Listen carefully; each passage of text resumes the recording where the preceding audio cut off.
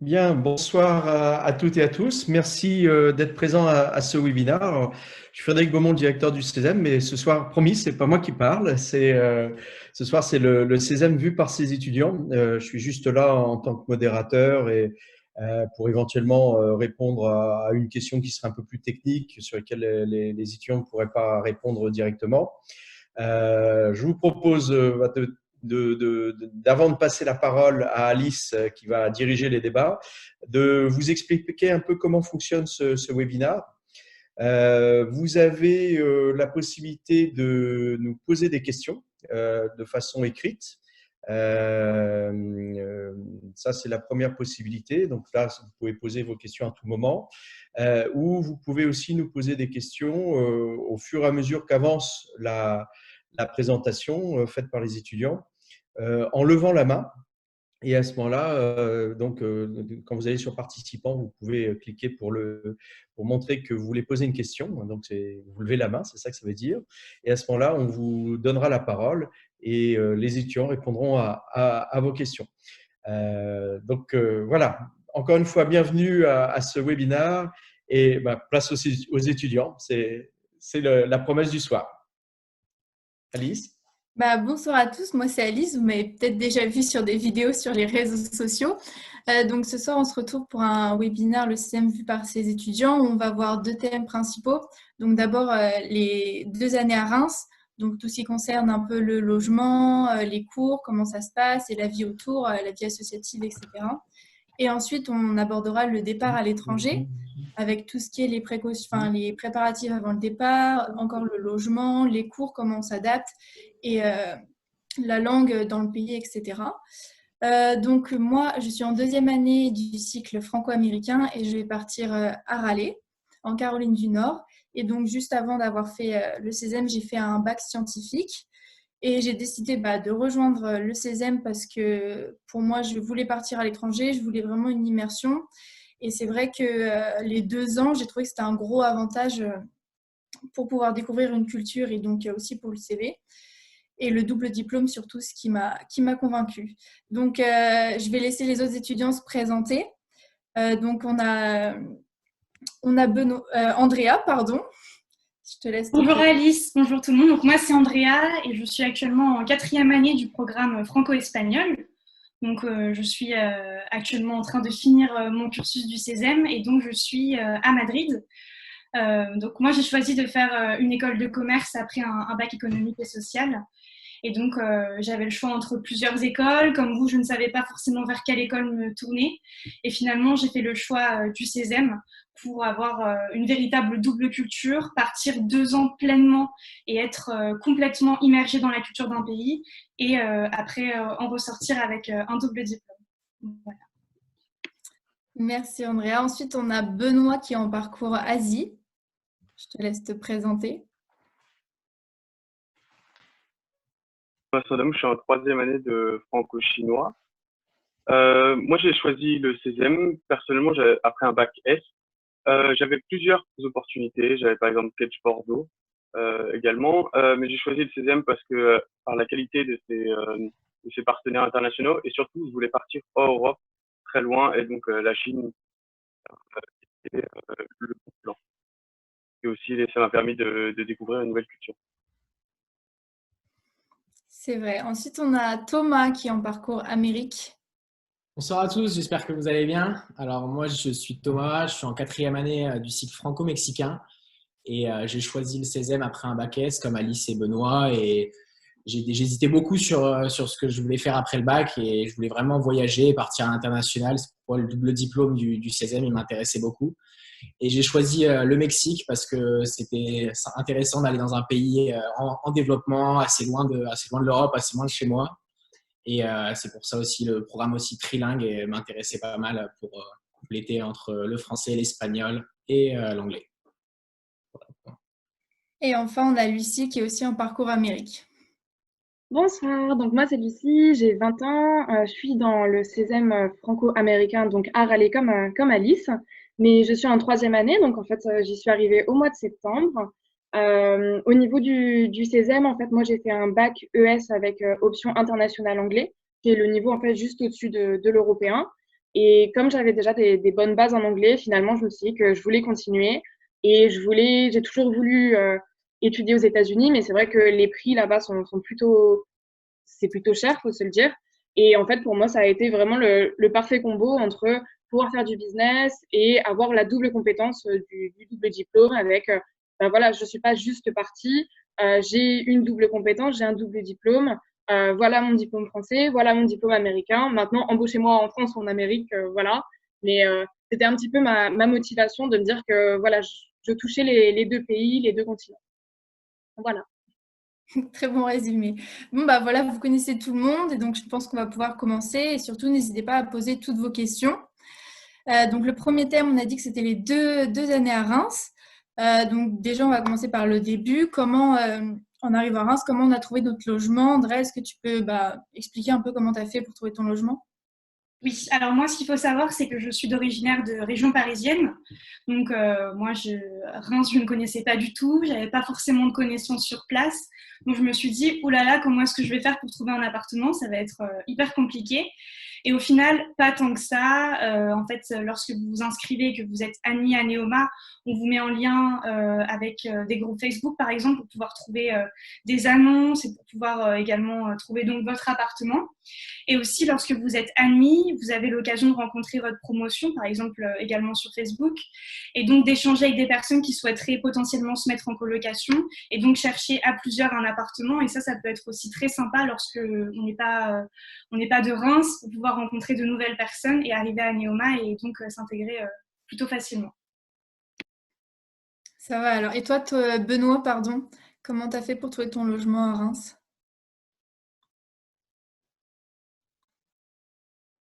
Alors personnellement, moi après j'étais dans le cursus avec mon frère aîné également, qui a commencé le cursus en même temps que moi, donc je suis allé en colocation avec lui. Mais on a principalement cherché sur les groupes, comme l'a dit Andrea, où on a pu chercher des appartements, ou alors le Bon Coin. On a cherché classiquement et on a pu les trouver très facilement. Alors, C'est sur vrai la que question du logement, si je peux me permettre d'ajouter quelque chose, Neoma dispose également d'un site qui permet aux étudiants de trouver leur logement. Et on organise au début de l'été une journée d'accueil sur le campus pour aider les étudiants et les familles sur différents aspects. Les aspects financiers, par exemple, la recherche de partenaires financiers, les banques, pour obtenir des bourses, mais également sur les aspects logement, avec sur cette journée-là l'organisation de visites d'appartements et la possibilité de réserver son appartement dans cette journée de visite. Et on travaille avec Studapart notamment à ce moment-là. Et puis c'est vrai que Reims, c'est une petite ville, donc c'est assez facile quand même de trouver un logement. Et moi, dans mes amis, pareil, ils n'ont pas eu rencontré de difficulté à trouver un logement. Donc maintenant, une fois qu'on est installé à Reims… Sur le logement, est-ce que vous pourriez indiquer les loyers que vous payez à peu près pour donner des ordres de grandeur? Une fois les APL déduites, qu'est-ce qui reste à payer? Andrea, par exemple? Parce que moi, je suis rémoise, du coup, je ne peux pas… Par rapport à, par exemple, un logement à Paris, ça n'a rien à voir au niveau des prix. Moi, je ne saurais pas vous dire exactement au niveau du loyer ce que ça représentait puisque je ne me souviens plus, vu que maintenant je suis à Madrid. Mais je dirais que déjà, c'est moindre par rapport à un logement sur Paris. Et moi, j'étais en colocation, donc ce n'était pas pareil non plus. On divisait tous les frais. Donc, en fait, pour moi, la colocation était le meilleur moyen, premièrement, pour rencontrer des personnes et deuxièmement, pour pouvoir diviser les frais. Alors, en général, les locations ou colocations, les étudiants ont un budget autour de 350 à 450 euros par mois, une fois les APL déduites. C'est la fourchette normale.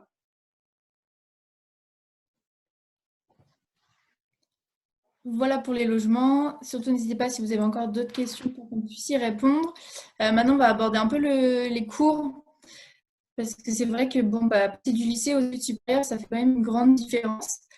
Alors, je ne sais pas, par exemple, Thomas, est-ce que tu peux expliquer un peu comment ça s'est passé? Enfin, bon, je sais que ça remonte un peu, mais comment tu t'es adapté et comment ça s'est passé les cours à Reims? Oui, c'est vrai, parce que comme j'étais issu d'un bac scientifique, ça paraissait un peu bizarre au début pour moi de faire un peu toutes les matières du commerce, comme de la comptabilité, de la gestion, de l'économie.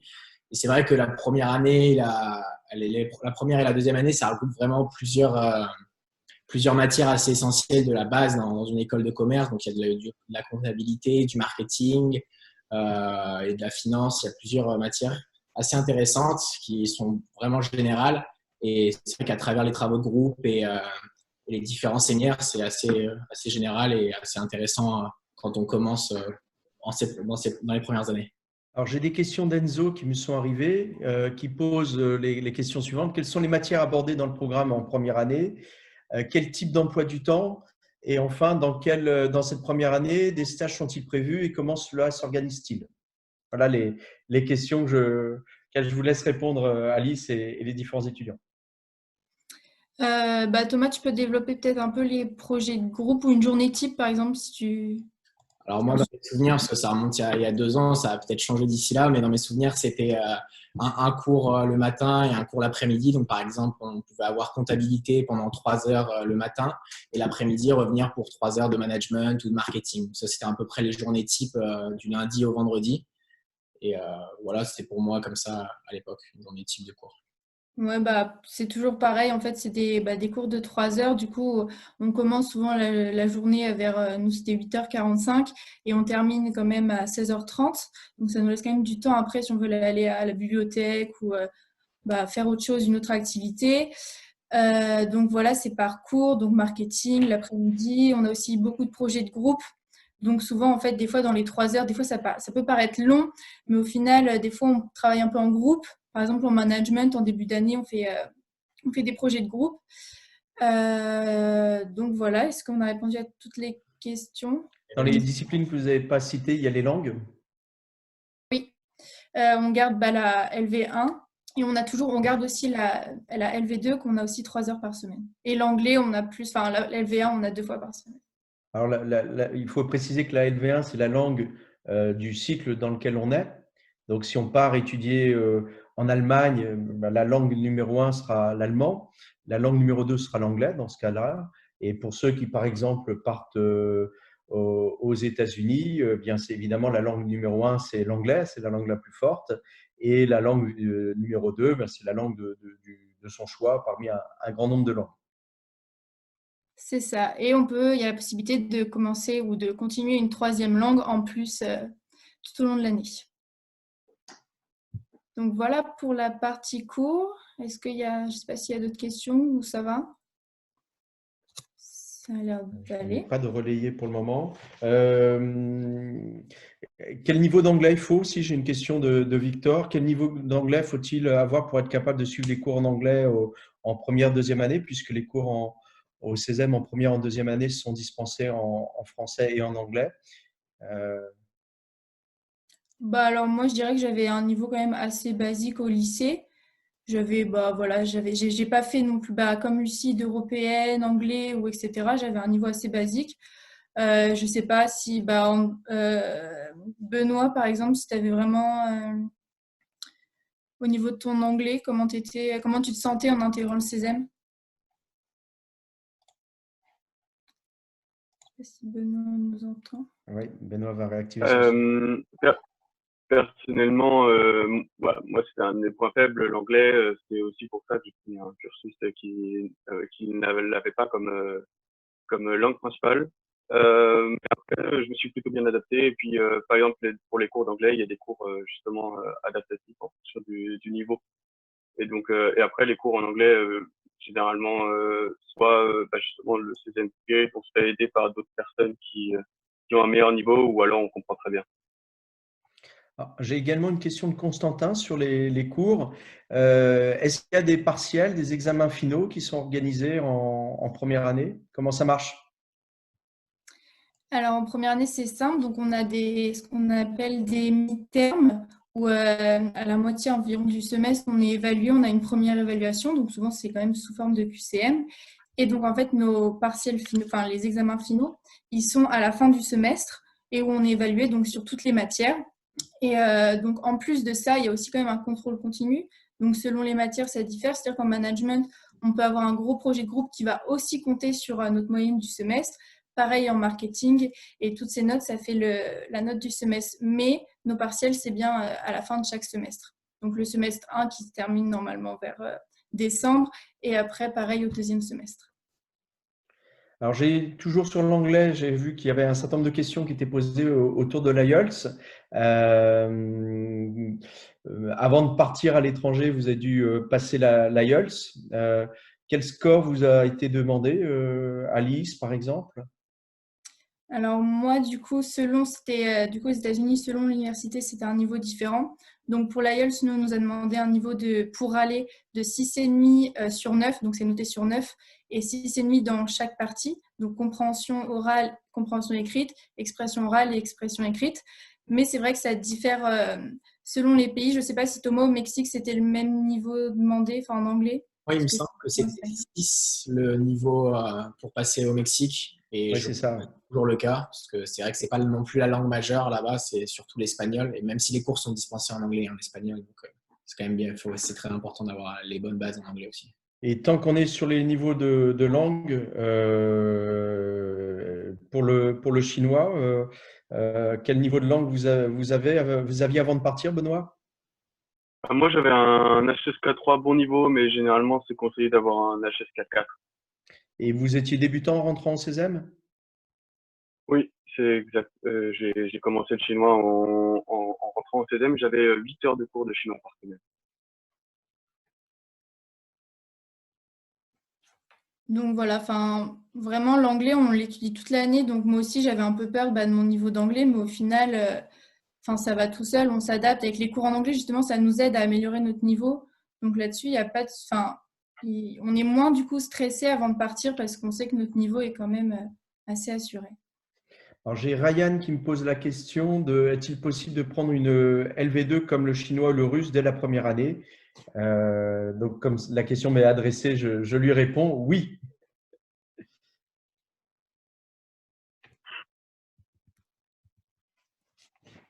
Du coup, on a répondu à toutes les questions. Bon, après, on peut encore y répondre plus tard. Mais donc voilà, c'était pour la partie cours de manière générale. Donc après, dans notre emploi du temps, on a le jeudi après-midi qui est réservé à la vie associative. Donc il faut savoir vraiment, Neoma, il y a plein d'associations. Thomas, tu es dans quelles assos, toi, à Reims? Ah oui, c'est vrai, il y a beaucoup d'associations à Neoma, il y en a vraiment pour tous les goûts et pour tout le monde.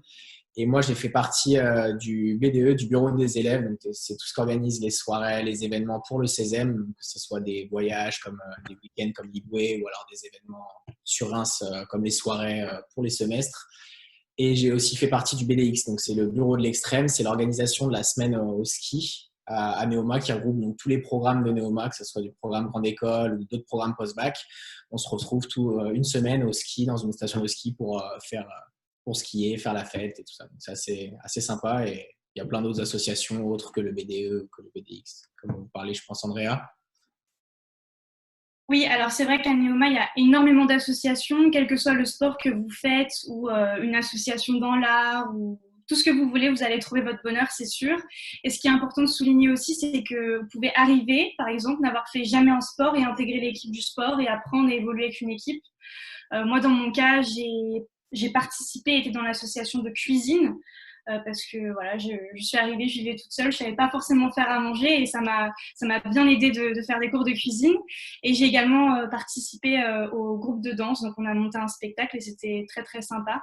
Et ce qu'il faut savoir, c'est qu'à chaque semestre, vous pouvez intégrer ou partir d'une association en fonction de ce que vous voulez faire et comment vous souhaitez aussi vous organiser entre vos cours et vos associations. Mais c'est vrai qu'à Neoma, moi, j'avais vraiment le sentiment qu'on nous laissait aussi le temps de nous investir pleinement dans une association. Et je trouve que c'est très important aussi d'avoir ce côté associatif dans son CV.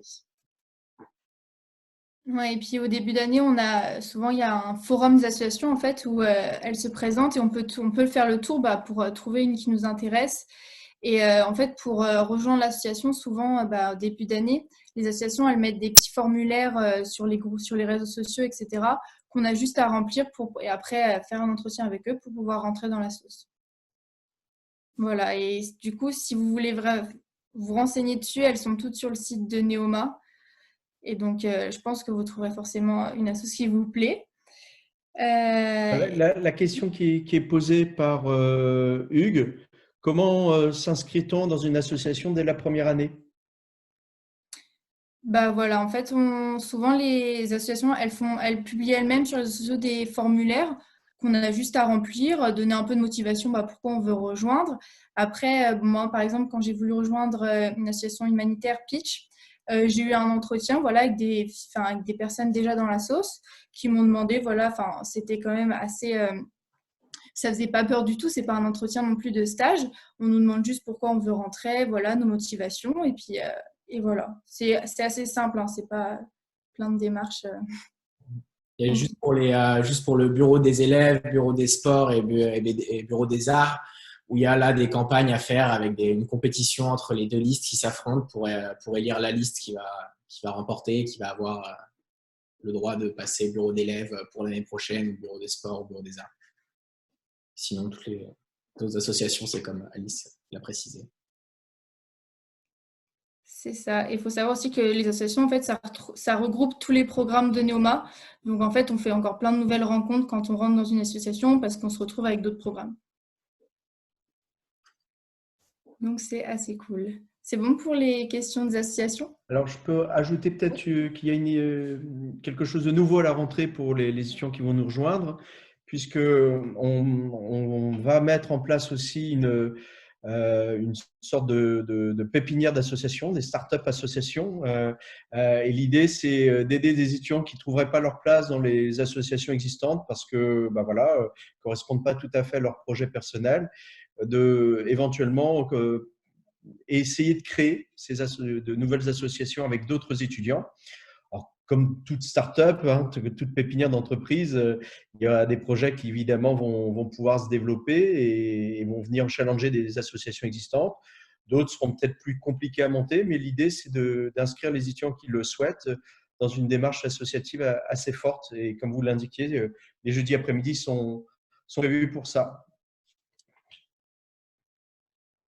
Eh ben, on aurait bien aimé rentrer plus tard. Donc, le CESEM aussi, en fin de première année, on fait un stage de 6 mois, donc qui est quand même assez important. Je pense qu'on a fait tous nos stages dans des endroits différents. Benoît, est-ce que tu peux nous parler un peu de ton stage que tu as fait en première année? Alors, moi, j'étais assistant marketing dans un concessionnaire BMW sur Reims, mais je m'occupais du marketing de 5 concessions dans la région Grand Est. Donc, il y avait Saint-Quentin, euh, il y avait Châlons-en-Champagne, je me souviens plus des autres, mais au final, mon stage se basait plus sur euh, comment dire, fidéliser le client et utiliser Photoshop par exemple pour faire des visuels pour la communication. Ok, moi par exemple, j'ai fait mon stage dans un domaine complètement différent. J'étais dans le tourisme, à l'office de tourisme, côté tourisme d'affaires. Et donc là, voilà, j'ai pu découvrir le monde de l'entreprise, participer à des réunions, être active. Donc voilà, j'ai réalisé un benchmark. Enfin, du coup, j'avais des réunions quand même avec mon maître de stage. Et ce qui est assez, ce qu'on peut souligner, c'est que mon maître de stage était un ancien de Neoma. Donc voilà, il y a quand même un réseau et je pense qu'il y aura la question est-ce que c'est facile de trouver un stage? Euh, je, je dirais que oui. En fait, on a des petites plateformes. Je ne sais pas si Lucie, t'avais pardon, trouvé facilement un stage à Alors, Reims. oui, en fait, moi, j'ai trouvé un stage dans une maison de champagne à Reims, donc une petite maison de champagne dans laquelle j'étais assistante des PDG, en fait. Et ça a été super formateur pour moi parce qu'en fait, j'ai fait plein de choses. Mais surtout, comme c'était une toute petite entreprise avec, voilà, c'était un business plutôt familial, ils avaient fait appel à un consultant qui sortait de Neoma, justement, et qui avait posté l'annonce pour eux, qui avait fait le recrutement pour eux. Et en fait, cette personne-là avait fait le CESEM lui-même et avait décidé que bah voilà, il avait confiance dans ce programme-là, dans les enseignements qu'on avait, et que du coup, il allait recruter des personnes qui sortaient de Neoma. Et c'est comme ça que en fait, j'ai postulé, je les ai rencontrés et que j'ai eu mon premier stage. Donc, comme quoi, ça sert un petit peu toujours d'avoir un bon réseau et surtout de s'inspirer de son réseau. Alors, j'ai une question qui est posée par Chloé sur à quel moment a lieu le stage et combien de temps il dure. Tout simplement, notre stage, on peut le débuter. Enfin, moi, je l'avais débuté début juin, mais à partir de mai, enfin, après les cours, en fait, une fois qu'on a fini tous nos cours, et il dure de 22 à 26 semaines. Donc, en fait, c'est à peu près de juin à décembre.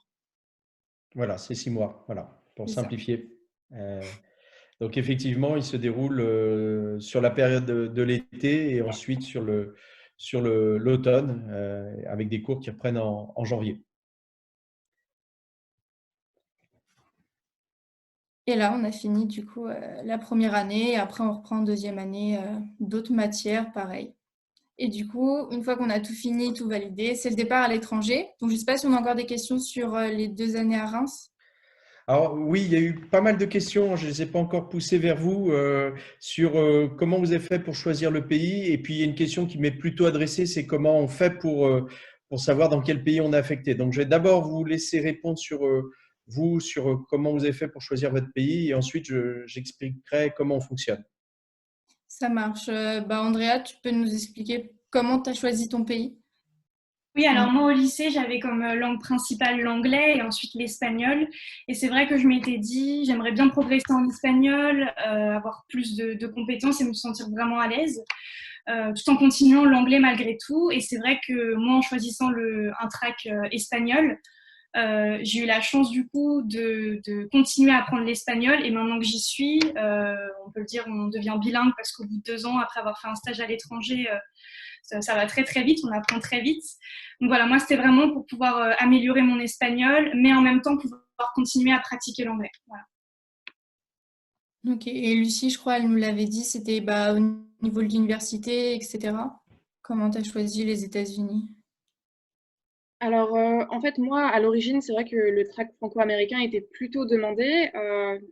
Oui, c'était un des plus demandés. Et du coup, j'avais mis tous ceux où je pouvais parler juste anglais parce que ma LV2, c'était l'allemand, c'était pas vraiment mon truc. Donc, c'est vrai que pour moi, c'était un peu soit 100% anglais, soit rien, en fait. Et du coup, j'avais cliqué sur tous ceux qui proposaient de l'anglais, donc le britannique, le néerlandais, l'irlandais, etc., etc. Et donc, j'avais eu le franco-américain à la fin. J'étais très contente. Alors, je peux peut-être préciser pour toutes les questions qui ont été posées sur à quel moment on sait dans quel pays on part et quand part-on. Alors, là, aujourd'hui, les candidats se sont inscrits sur un, deux ou trois parcours, le parcours Europe, Amérique ou Asie. Le 19 mai, dans Parcoursup, nous donnerons nos résultats. Imaginons un candidat qui a présenté deux parcours au CESEM, le parcours Europe et le parcours Asie. Et imaginons que ce candidat est brillant et à qui on a dit vous êtes sélectionné dans les deux. À ce moment-là, le candidat va choisir s'il veut partir en Europe ou en Asie. Il nous dit je choisis l'Asie, et une fois qu'il choisit l'Asie, moi je vois avec le candidat pendant le tout début de l'été, parce que pour l'Asie, il faut apprendre le chinois ou le japonais, dans lequel des deux il préférerait aller. Et donc, c'est grâce à ça qu'on va pouvoir démarrer la première année, puisqu'on aura affecté les étudiants en fonction de la langue. Évidemment, si on part dans des parcours Amérique, par exemple, où les États-Unis et le Canada sont en anglais, il n'y a pas d'urgence sur l'apprentissage de la langue, puisque de toute façon, l'anglais, tout le monde le fait. Et donc, il n'y a pas de différence finalement entre les deux. Donc, l'affectation peut se faire un petit peu plus tard, à la fin de la première année. Et donc, voilà, l'affectation dans le pays se fait très tôt quand il y a besoin d'apprendre très tôt la langue du pays. C'est justement, c'est surtout là qu'il faut se dépêcher. Et sinon, dès lors que les parcours sont anglophones, alors si je reprends les parcours européens anglophones, l'Angleterre, les Pays-Bas, l'Irlande sont des parcours anglophones. Le russe est un parcours essentiellement anglophone, même s'il faut apprendre le russe à côté. Le parcours italien est bilingue italien-anglais. Et évidemment, les parcours allemand et espagnol, là, sont des parcours en allemand ou en espagnol. Donc, si on veut partir en Allemagne et qu'on fait allemand, eh bien, ça se détermine très tôt. Là, dès lors que vous êtes pris dans le parcours Europe, je vous contacte. Compte tenu de votre niveau de langue, je dirais, je vois que vous parlez un allemand qui est pas mal du tout. Je vous propose le parcours allemand. Est-ce que ça vous intéresse? Vous me répondez oui ou non. Et si ça ne vous intéresse pas, à ce moment-là, je vous rebascule sur un parcours anglophone. Voilà le principe général. Et donc, je pense qu'on est bon sur les 2 années à Reims. Donc maintenant, le départ à l'étranger. Donc avant le départ à l'étranger, forcément, il y a toute une préparation. Donc déjà, je vais laisser la parole à Monsieur Beaumont pour parler un peu de nos réunions qu'on a avant pour préparer notre départ. Oui, effectivement, c'est un moment important dans la scolarité puisque un gros semestre, hein, un peu plus de 6 mois avant le départ, on organise le départ. C'est-à-dire que pour chaque destination, on fait une réunion avec les étudiants, les familles qui souhaitent venir, pour expliquer quelles sont les démarches, puisque d'une université à l'autre, d'un pays à l'autre, les choses ne sont pas organisées tout à fait de la même façon. Les problématiques de passeport, par exemple, et de visa pour les pays qui en réclament, pouvoir s'inscrire vite sur des problématiques de logement, s'inscrire dans l'université pour pouvoir mieux choisir ses cours ensuite, organiser les choix d'assurance quand on se retrouve dans un pays étranger pour pouvoir être soigné. En plein Covid, c'est important d'avoir une bonne assurance quand on est aux États-Unis. C'est un pays où ça peut être cher de se faire soigner. Et là, les étudiants, par exemple, sont extrêmement bien assurés. Et donc, ça, c'est important d'avoir une école qui organise tout cela. Et donc, du coup, ça permet aussi de mettre en relation nos étudiants avec la personne responsable des étudiants du CESEM dans l'université partenaire. Parce que c'est une caractéristique importante du CESEM, c'est qu'on a des partenariats très, très étroits avec nos universités partenaires. On n'en a pas beaucoup et ces relations, pas beaucoup d'universités, on en a 16, ces relations sont très étroites et ça nous permet d'avoir une très bonne organisation à l'arrivée. Voilà un petit peu l'objectif de ces réunions. Et si je peux vous rassurer, franchement, toutes ces démarches, ça fait un peu peur. Et il faut savoir que moi, par exemple, je suis en contact avec Lucie et également d'autres étudiants qui sont déjà aux États-Unis. Et donc, c'est vrai qu'on échange quand même régulièrement sur que ce soit même des petites questions pratiques, comment se passent leurs cours, etc. Et c'est vrai que ça, c'est quand même assez rassurant. Surtout, par exemple, là, on a une première question. Comment on a trouvé notre logement? Donc, Lucie, je te laisse répondre peut-être pour expliquer comment tu as fait. Oui, bien sûr. Alors, en fait, ça a été très, très bien fait au niveau de NC State, donc l'université de Raleigh.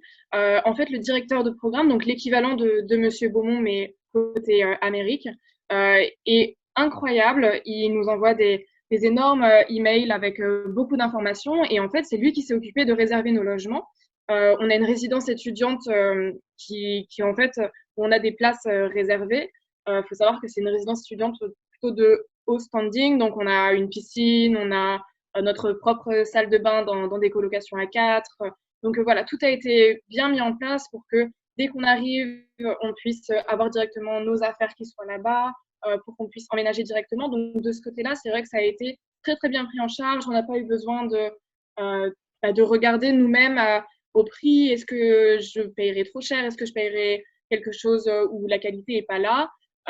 Voilà, il a l'habitude et du coup, il nous a vraiment guidés de ce côté-là, au niveau des visas, au niveau des logements, au niveau des transports même. Donc, c'est vrai que nous, on se retrouve du coup à 5 minutes à pied du campus, dans du coup une résidence qui est absolument géniale.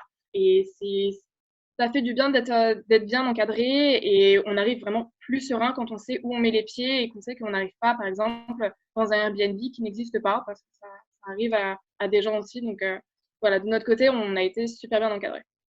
Alors justement, Airbnb, on peut en parler puisque un de vos camarades en troisième année, en quatrième année, pardon, Thomas au Mexique, il y a un magnifique campus à Loudlap avec de très belles résidences, mais les étudiants du CESEM qui sont nombreux là-bas préfèrent loger juste à côté du campus. Vous pouvez nous expliquer comment ça fonctionne?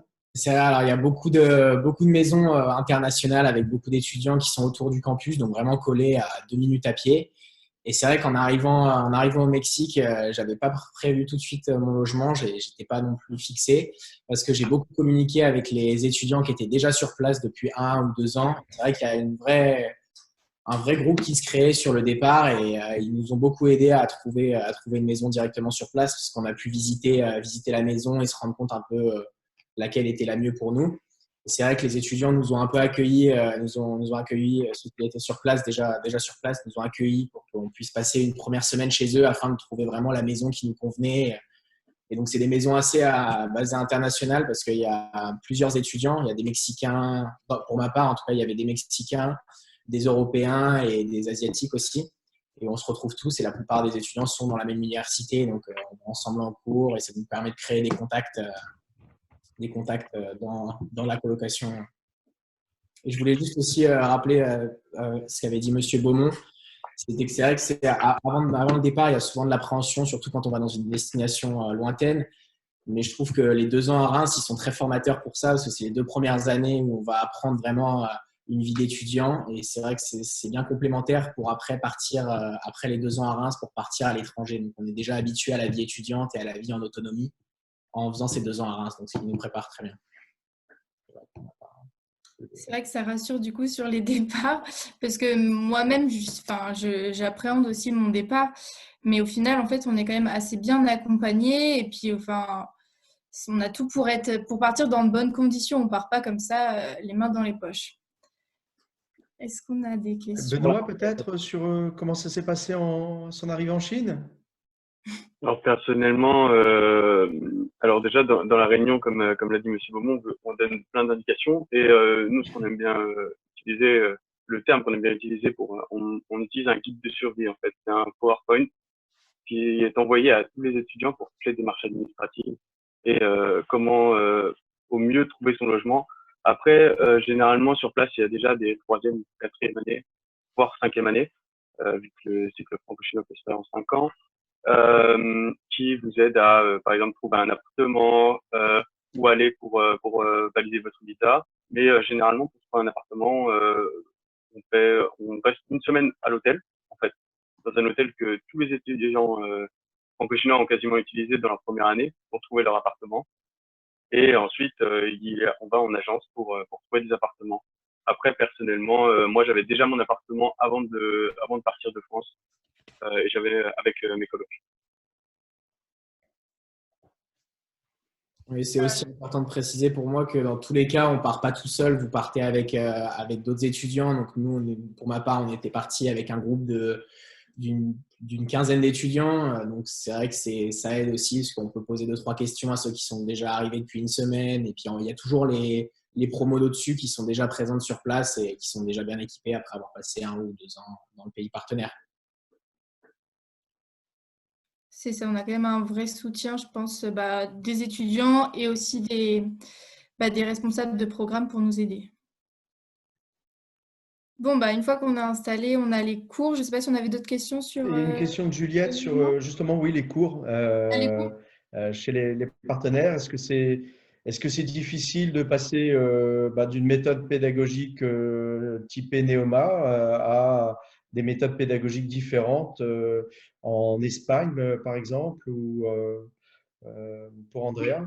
Alors forcément, c'est différent, c'est pas la même façon de travailler. En Espagne, on ne travaille pas forcément pareil qu'en France. Au niveau de la difficulté, je dirais qu'on est assez bien préparé pour partir. Moi, ma plus grande peur, c'était la langue. Est-ce que je vais réussir à suivre un cours entièrement en espagnol? Est-ce que je vais réussir à passer des examens en espagnol? J'avais très peur. Et au final, on se rend compte qu'on est préparé. Alors, quand on arrive, on n'est pas bilingue, c'est vrai, c'est normal. Mais au fur et à mesure, on apprend et ça va très vite. On est dans des classes avec des personnes qui viennent du monde entier. On communique entre nous en espagnol et vous allez voir, ça va très très vite. On apprend et à la fin, c'est pas si compliqué que ça. Donc moi, je dirais qu'au niveau de la difficulté des cours, c'est de l'adaptation, mais au fur et à mesure, ça va de mieux en mieux. Et le format des cours, c'était par rapport à Reims, par rapport à la France, c'était différent ou pas? Oui, alors en Espagne, on mange après 15 heures en fait. Donc en fait, nos journées, c'était 8 heures, 15 heures. On avait 2 heures de cours, c'est des formats de 2 heures. Et du coup, à 15 heures, on finissait les cours, on allait manger et on reprenait le lendemain. Donc ça nous laissait aussi pas mal de temps pour travailler sur nos devoirs personnels, aussi on avait énormément de travaux de groupe. Donc voilà, c'est une autre façon de travailler. C'est on va dire des plus petites journées, mais il n'y a pas de repas du midi, c'est plus tard. Mais après, ça nous laisse plus de temps pour faire notre travail personnel. Thomas, par exemple? Bah, oui, moi c'était pareil. Au début, j'appréhendais un peu au niveau des cours, savoir si j'avais bien le niveau de la langue, parce que les cours au Mexique sont dispensés en anglais et en espagnol. Et au final, il y a un petit séminaire pour les étudiants étrangers en arrivant là-bas, avant de commencer tous les cours. Donc ça nous met bien, ça nous acclimate bien à comment ça va se passer dans l'université. Et c'est vrai que je pense que pour ma part, j'ai eu peut-être 2 ou 3 semaines à un peu le temps de m'acclimater à la langue. Mais comme on a déjà une bonne préparation en amont, au final, on a déjà les bonnes bases. Et il faut juste pratiquer et c'est vrai que ça vient assez vite. Et au final, les cours, on peut les suivre relativement facilement et sans problème. Et comme les examens n'arrivent pas dès la première semaine et qui sont plus vers le mois d'octobre ou novembre, donc on a le temps vraiment d'apprendre la langue. Et en plus de ça, il y a la colocation où on peut parler en anglais ou en espagnol. Donc ça n'a vraiment pas été un souci pour ma part. Tant mieux. Et Lucie, pour l'anglais, par exemple, les cours aux États-Unis? Alors, je trouve que, en fait, on se rend vraiment compte pendant les 2 premières semaines, à quel point on a un niveau d'anglais dont on se rend pas compte quand on est, en France, quand on parle avec nos amis, on parle pas forcément anglais, donc on se rend pas forcément compte. Mais quand on se retrouve avec d'autres étudiants pendant les 2 premières semaines, en fait, on se rend compte qu'on connaît plein de mots, on connaît plein de tournures de phrases, plein de choses qu'on a déjà entendues, dans des séries, par exemple, des expressions, ce genre de choses et qu'on peut vraiment, remettre, au goût du jour en parlant, avec tout le monde. Et en fait, finalement, ça nous rassure beaucoup sur, bah voilà, finalement, on a les capacités, on les utilise pas tous les jours, mais c'est vrai que quand on arrive là-bas, finalement, on s'en sort. Par rapport aux cours qu'on a eu en France qui étaient en anglais, on retrouve du vocabulaire aussi. Donc, on arrive vraiment à rattraper tout ça. Et c'est beaucoup moins compliqué que ce qu'on envisage quand on est en France et qu'on se dit, ouh là là, tout va se passer en anglais. Finalement, on arrive là-bas et puis, pour ma part, je trouve que ça fait un petit peu comme une évidence. On se dit, ah bah finalement, c'est pas la mer à boire, on s'en sort. Mmh. Et je pense aussi, bah, par exemple, pour ma part, les cours en anglais qu'on a en deuxième année à Reims, bah, ça nous prépare aussi à ce qu'on va avoir à l'étranger. Quels sont vos cours que vous avez en anglais, Alice? Vous pouvez Moi, donner en deuxième les année, bah, là, j'ai eu tous mes cours en tout, anglais. Donc, j'ai eu la 100%. macroéconomie, le management, donc je dis les thèmes principaux, la finance en anglais également. Toujours les cours d'anglais. J'ai continué quand même les cours d'anglais, évidemment. Et la comptabilité également en anglais. Donc vraiment, je pense qu'on est assez préparé. Enfin, on a les termes, on ne se retrouve pas perdu une fois. Enfin, comme l'a dit Lucie, je pense qu'on ne se retrouve pas perdu quand on est à l'étranger. Alors, je rappelle aux personnes qui sont en direct avec nous ce soir qu'elles peuvent poser aussi des questions en levant la main. Donc, elles vont sur participants et elles peuvent, à ce moment-là, en face de leur nom, se signaler et à ce moment-là, on leur laissera poser leurs questions aussi à l'oral si elles le souhaitent. Exactement. Et bon, bah, moi, j'ai une autre question, c'est est-ce que ça n'a pas été trop dur quand je vois, par exemple, bah, que ce soit Benoît qui est parti en Chine, le fait de partir loin de sa famille, dans un pays quand même super loin, est-ce que ça n'a pas été trop dur bah, au début et même quelques semaines plus tard, quoi? Après, moi personnellement, c'était le but aussi, c'était de partir, découvrir une nouvelle culture.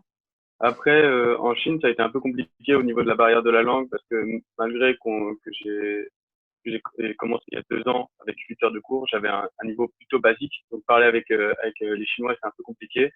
Mais après, on est quand même une promo de 30 personnes. Et puis, mais en fait, donc ça va à peu près. Après, le plus dur en Chine, c'est l'alimentation, en fait, parce qu'on en a vite marre de l'alimentation chinoise et trouver des pays, des, de Parlez la pour vous, bouffe j'adore française, par exemple. la nourriture chinoise. Chaque fois que je viens vous visiter à Pékin, c'est un régal. C'est, la nourriture, de la bouffe française, c'est très dur de trouver ça. Mais par exemple, j'avais des camarades qui étaient, au bout de 2 mois, ils en avaient marre de manger chinois. Et donc, on fait un petit apéro, par exemple, avec charcuterie, vin et fromage pour se remettre sur les bourrailles, quoi. Les cours à l'UIBE sont en quelle langue? En chinois totalement. Après, moi, je suis qu'en Yukeban, donc moi, je suis sur l'année pour améliorer son chinois. Mais je sais que les quatrième et cinquième années m'ont dit que c'était en chinois. Et après, il y a des Ils ont cours des qui cours sont aussi plus en adaptés anglais, pour en les fait. étrangers. Hmm. Après, on m'a dit qu'il y avait des cours qui étaient plus adaptés pour les étrangers avec des professeurs qui parlent par exemple plus lentement pour que ce soit plus compréhensible pour ceux qui ont un niveau de chinois plus basique, plus faible. Alors, j'ai une question de Jade pour Lucie. Est-ce qu'il faut une voiture aux USA? Alors, Raleigh, c'est une ville qui est plutôt petite. Il y a 500 000 habitants.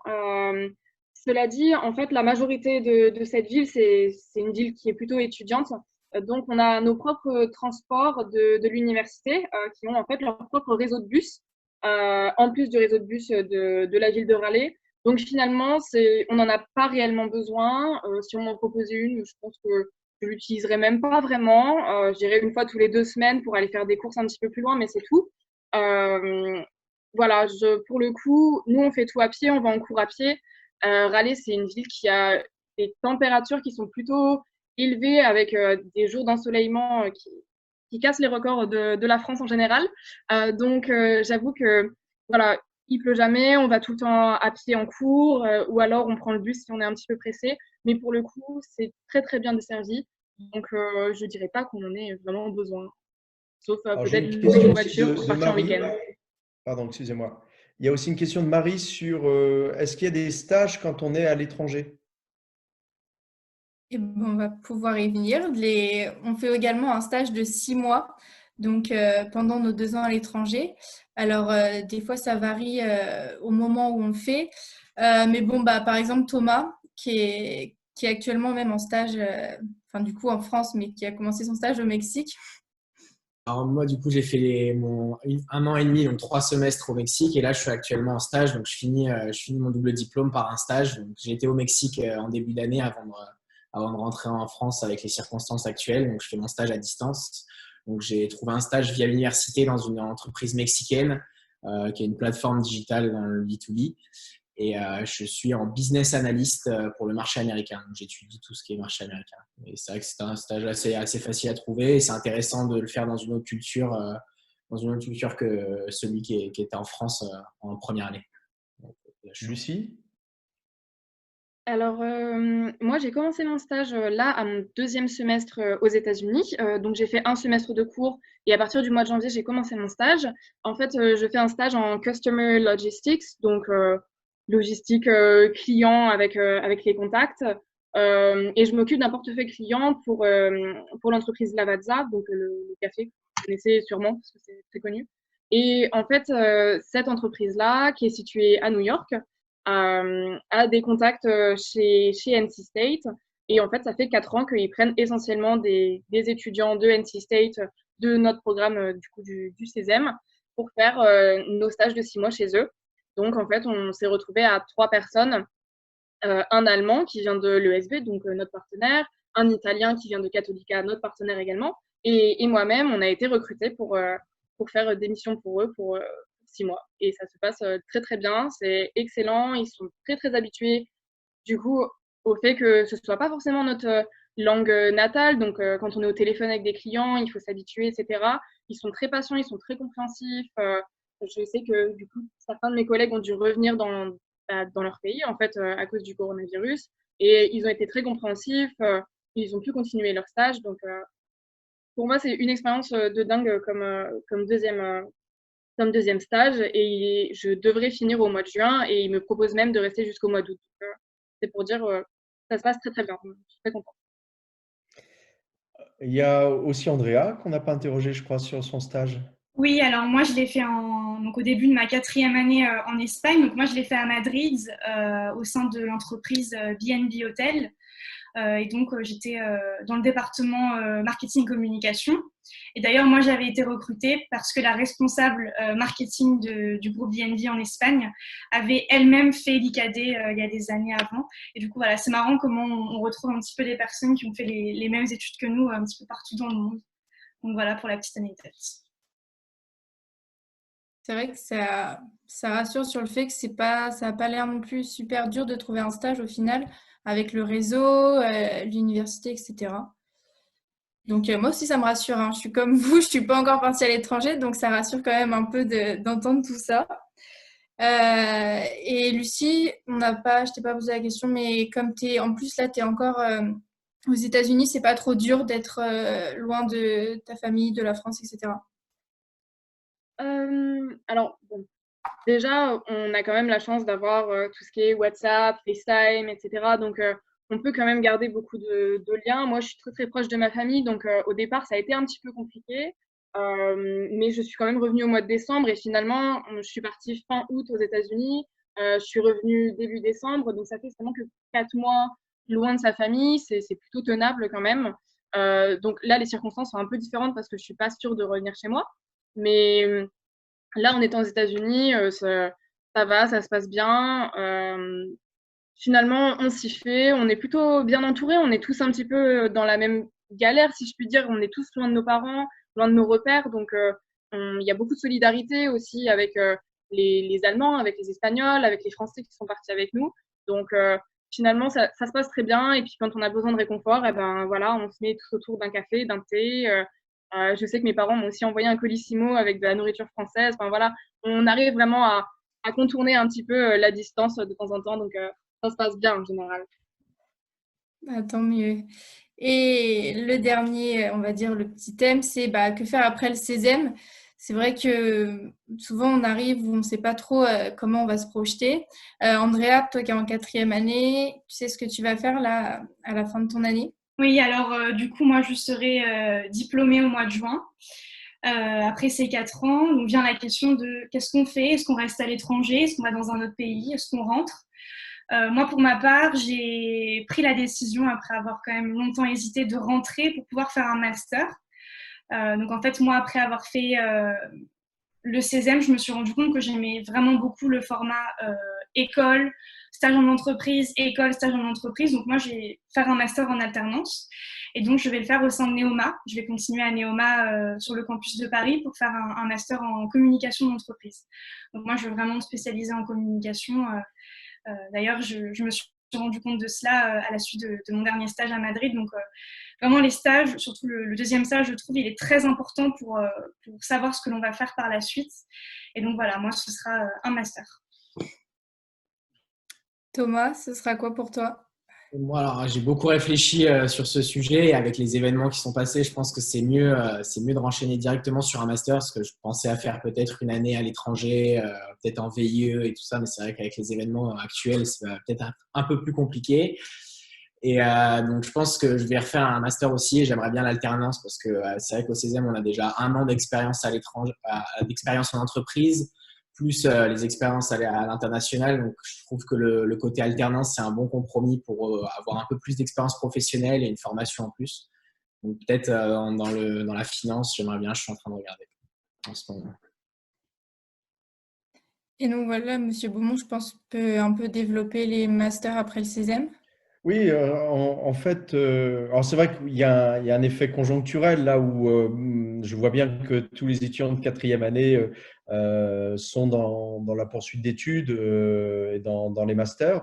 C'est vrai qu'on en a beaucoup qui le font. Au sein de Neoma, les 28 masters de Neoma sont ouverts à tous nos étudiants, à tous nos diplômés du 16e. Donc ça permet d'avoir une sorte de poursuite d'études sécurisée à l'intérieur de Neoma. On a aussi la possibilité d'aller faire son master chez des partenaires au sein de notre réseau. On peut aussi en faire dans les meilleures universités dans le monde, en dehors de notre réseau, mais comme on a des diplômés dont on peut être fier parce que passer comme cela 4 années, dont 2 à l'étranger, avoir 2 diplômes, ça montre des capacités de travail importantes, de résilience, de capacité à supporter une vie étudiante qui est agréable, mais qui n'est pas la plus facile non plus. Ce n'est pas le choix de la facilité qu'on fait, mais c'est un choix qui mène à la réussite pour tout le monde. La difficulté n'est pas si grande que ça. Et c'est vrai que les recruteurs de master aiment bien les profils de nos jeunes diplômés et on les retrouve un peu partout. Ce que je propose, Alice, c'est peut-être qu'on prenne les questions. Oui, allez, c'est parti. S'il y a des questions, levez la main et on va prendre vos questions. Alors, il y a Chloé, je crois, qui a levé la main, non? Oui. Bonjour. Je voulais savoir, concernant les cours à l'étranger, est-ce que c'est des cours déjà fixés entre guillemets comme en France, c'est-à-dire avec marketing, etc., ou comme c'est des universités, c'est des options qu'on doit choisir? Lucie? Oui, alors en arrivant au premier semestre à NC State, moi, mes cours ont déjà été choisis pour que je puisse avoir un cours de marketing, un cours de supply chain pour pouvoir choisir ma spécialisation ensuite. Mais là, j'ai fait mes affectations de cours la semaine dernière, il me semble. Et en fait, on vous dit, vous prenez un cours de sciences, par exemple, à NC State, pour prendre un cours de sciences, et vous avez le choix parmi 25 options.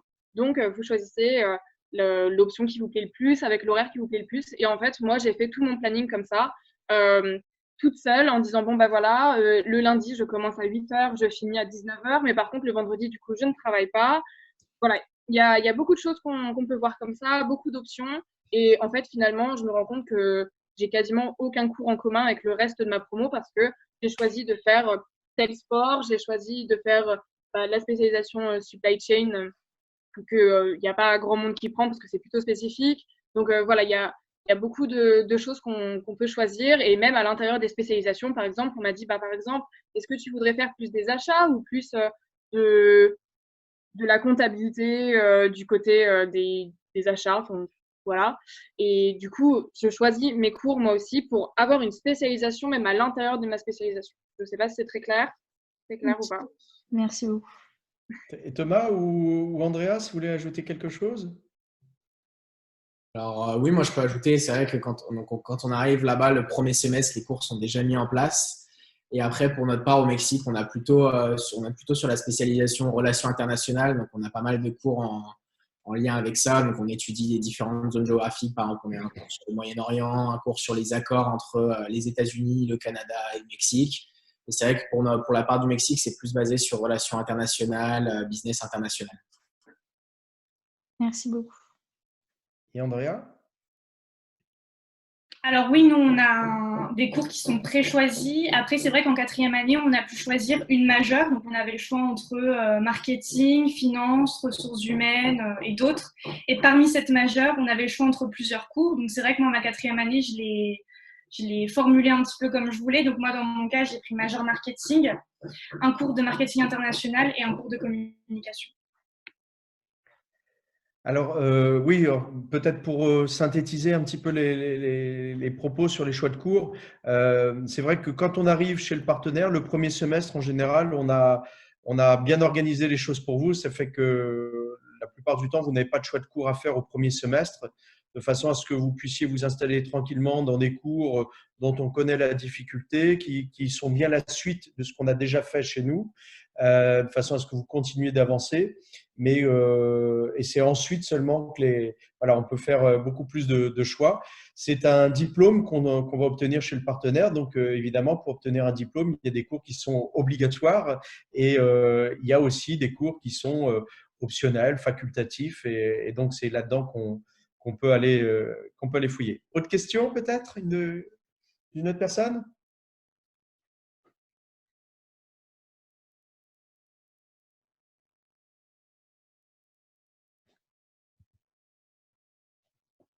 Alors moi, je voulais juste rajouter, si on a un peu de temps libre, c'est vrai que la distanciation, il en a parlé à Benoît. Et c'est vrai que ça fait bizarre de partir à l'étranger, vraiment loin de sa famille et tout ça. C'est vrai que moi aussi, je suis assez proche de mes parents et de ma famille.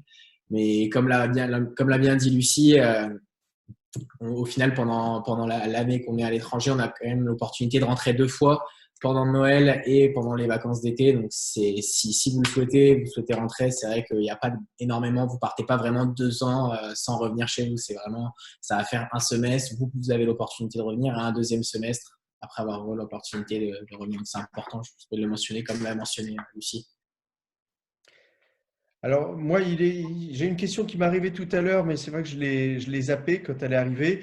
C'était comment fonctionnent les assurances santé aux US? Je vais peut-être répondre de façon, même en élargissant à tous les pays.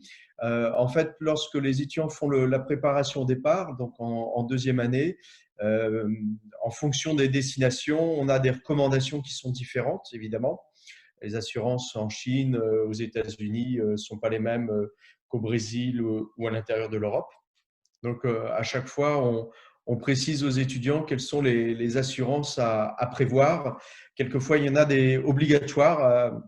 Voilà, quand on va à Raleigh, il y a une assurance qui est obligatoire. Et si on ne veut pas prendre cette assurance, il faut prouver que l'autre assurance que l'on prend va être équivalente. Mais c'est vrai que notre expérience au Césem, ça fait 45 ans qu'on fait cela, nous montre que voilà, vaut mieux suivre nos recommandations sur les assurances. Quand on fait du sport, on peut se tordre une cheville, on peut avoir, voilà, comme en France, des accidents de santé. Et donc là-dessus, on est toujours de bons conseils et ce qui permet justement de ne pas avoir de problème après. Voilà, c'était la question que j'avais oublié de pousser tout à l'heure. S'il n'y a pas d'autres questions, je vous propose de mettre fin à ce webinaire tout en précisant plusieurs choses.